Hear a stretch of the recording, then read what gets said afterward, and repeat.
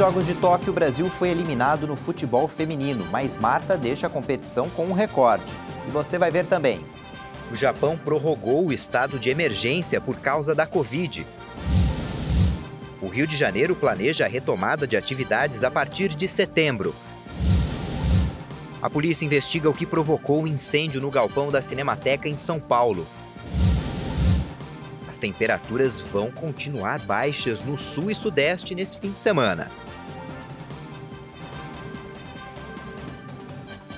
Olá, boa tarde. A polícia investiga as causas e eventuais responsabilidades pelo incêndio na Cinemateca em São Paulo na noite de ontem. O fogo começou no ar-condicionado de uma sala que fica no primeiro andar. A Polícia Civil e a Polícia Federal já estão investigando o incêndio que atingiu o galpão da Cinemateca Brasileira na Vila Leopoldina, zona oeste de São Paulo. A Secretaria da Segurança Pública informou que o galpão estava regularizado e possuía certificação dos bombeiros, que atestou que o prédio possuía todas as condições de segurança contra incêndio e pânico previstas na legislação.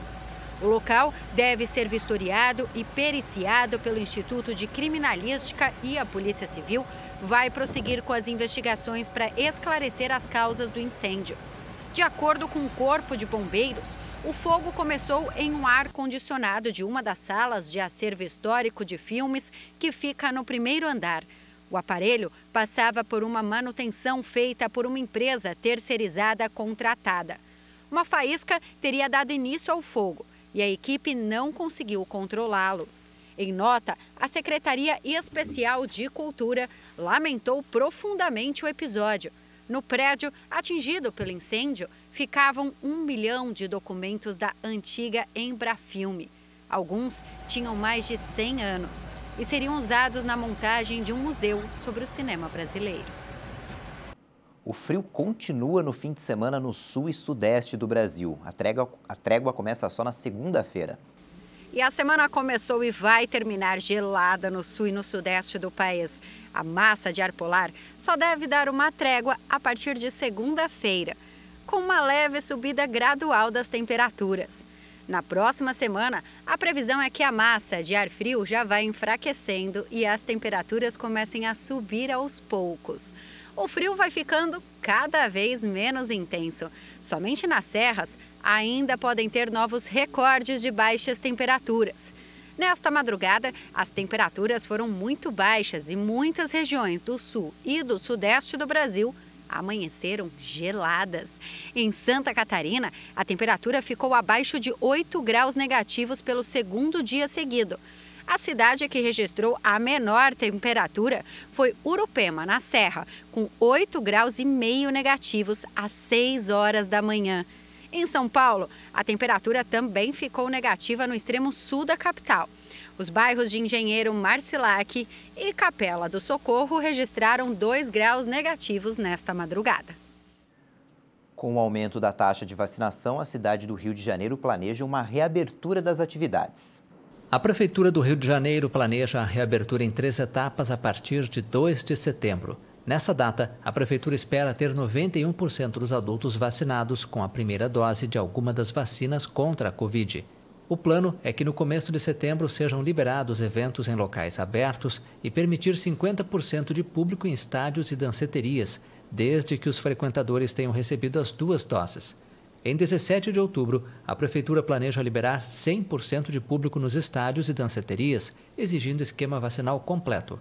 Nessa data, a Prefeitura espera que 79% dos cariocas de todas as idades tenham se vacinado com a primeira dose e 65% com a segunda dose.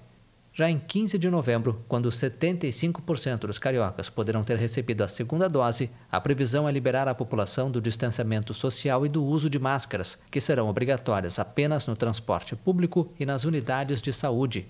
O prefeito do Rio de Janeiro, Eduardo Paes, explicou que o plano depende da colaboração da população, que deve continuar respeitando as medidas de prevenção e buscando a vacinação até lá. A média móvel de mortes pela Covid no Brasil é a menor desde 22 de fevereiro.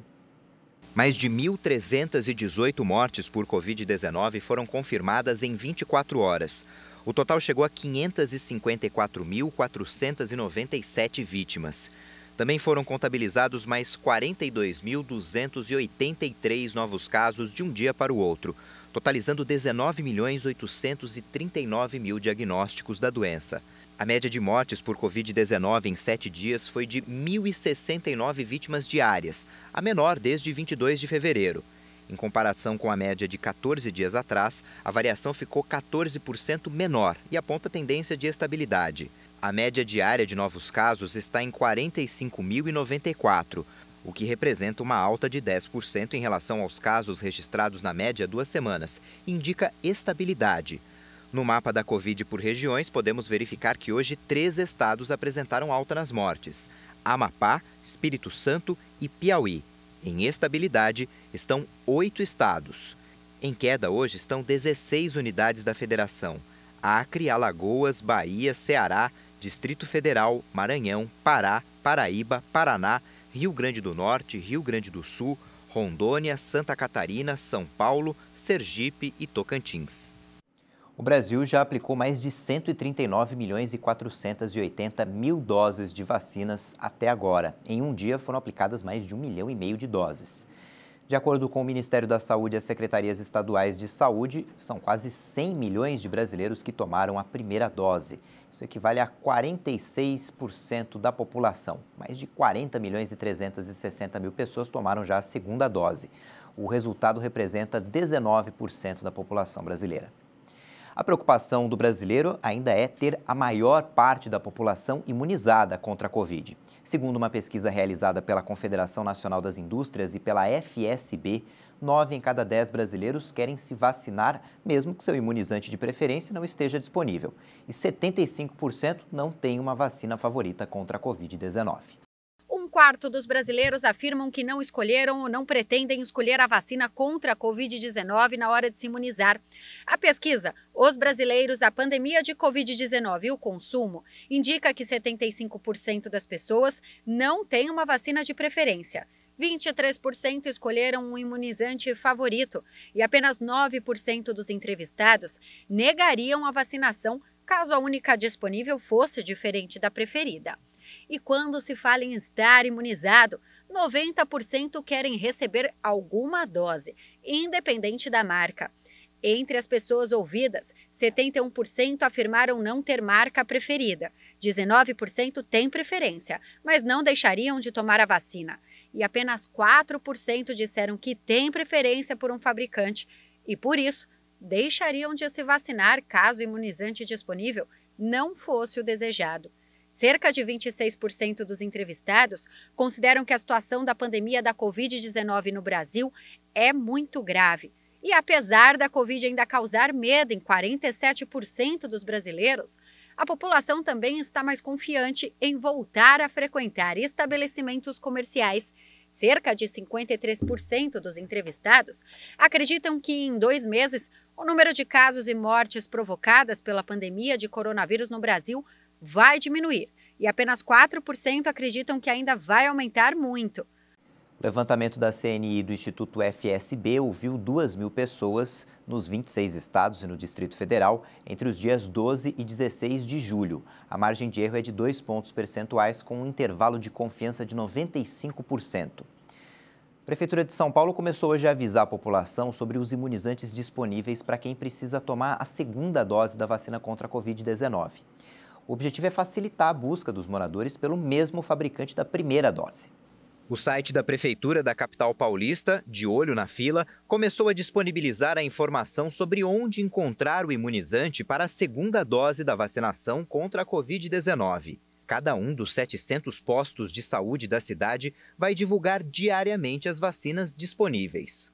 A consulta vai facilitar a busca dos moradores por determinado fabricante para a aplicação da segunda dose e também pretende estimular os cidadãos a completarem o esquema vacinal. A cidade de São Paulo tem 219 mil atrasados para a segunda dose.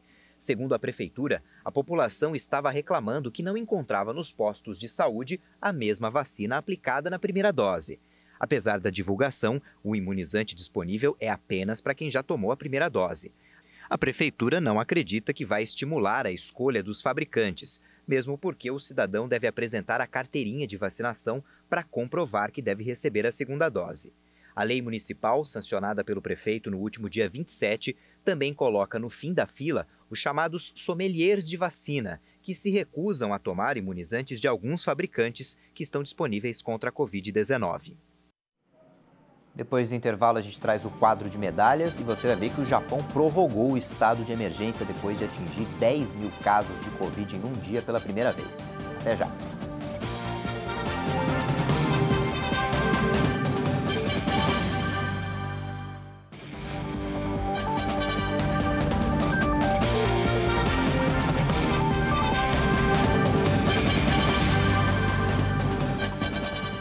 O maior cafezal urbano do mundo fica na cidade de São Paulo.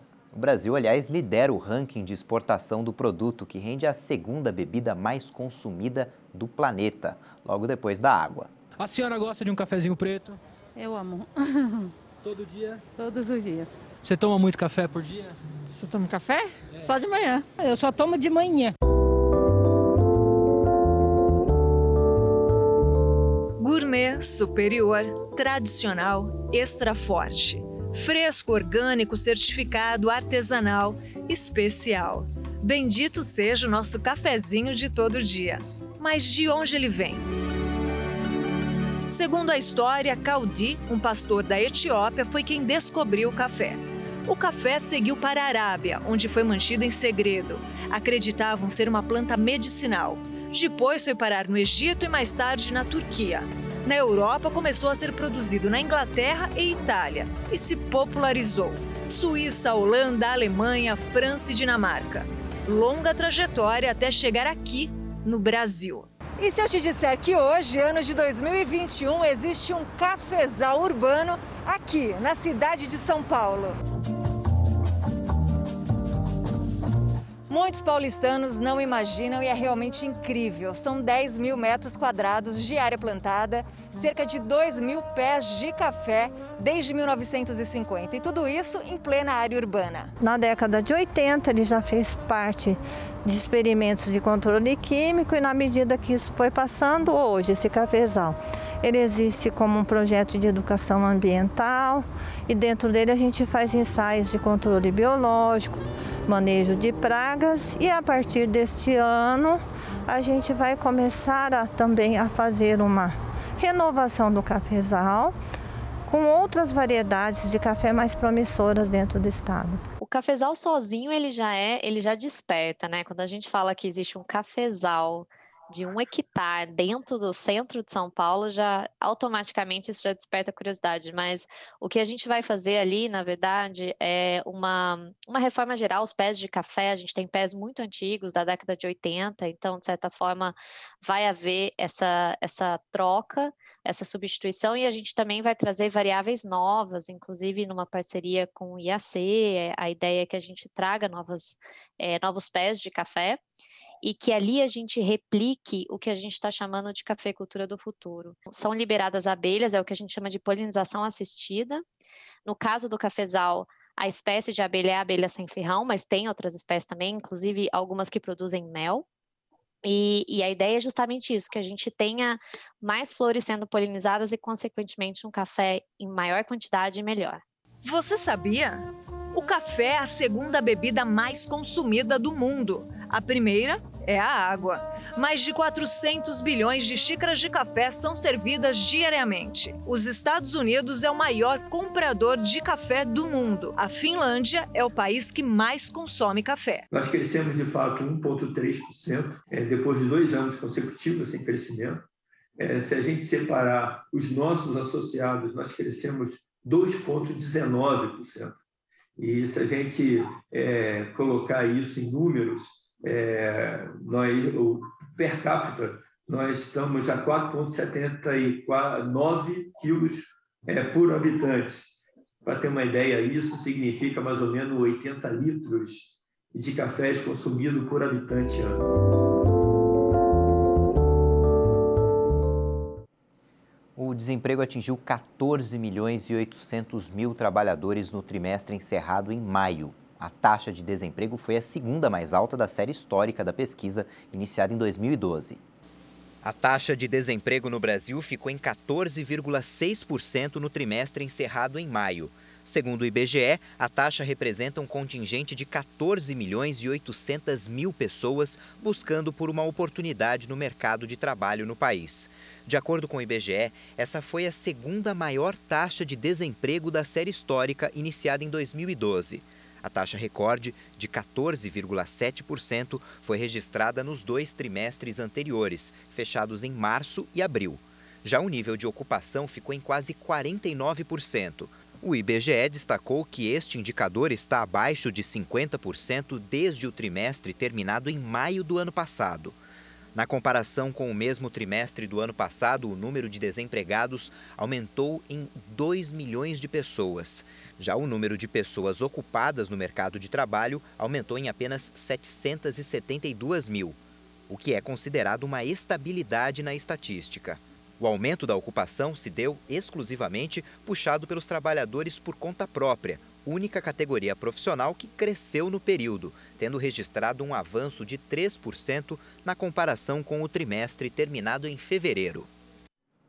O Japão, atual sede dos Jogos Olímpicos, bateu recorde de 10 mil casos de Covid em um dia e estendeu o estado de emergência. O Japão anunciou nesta sexta-feira que vai prorrogar a emergência sanitária por Covid-19 em Tóquio e ampliar a medida a outras 4 regiões diante da alta dos contágios. A decisão foi adotada uma semana após o início dos Jogos Olímpicos. A emergência já em vigor foi prorrogada até 31 de agosto em Tóquio e Okinawa. Segundo o primeiro-ministro Yoshihide Suga, a medida também foi estendida a Saitama, Chiba, Kanagawa e Osaka. Para alguns, a situação chegou a esse ponto por incapacidade do governo.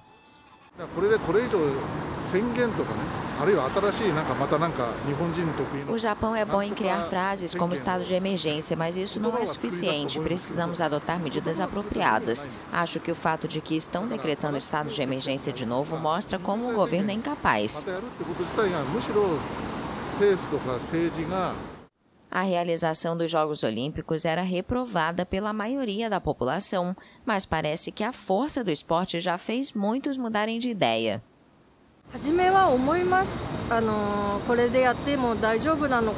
No começo eu estava preocupada se seria bom ter os jogos, mas agora acho que o esporte tem o poder de iluminar o mundo, que está no escuro atualmente por causa da pandemia.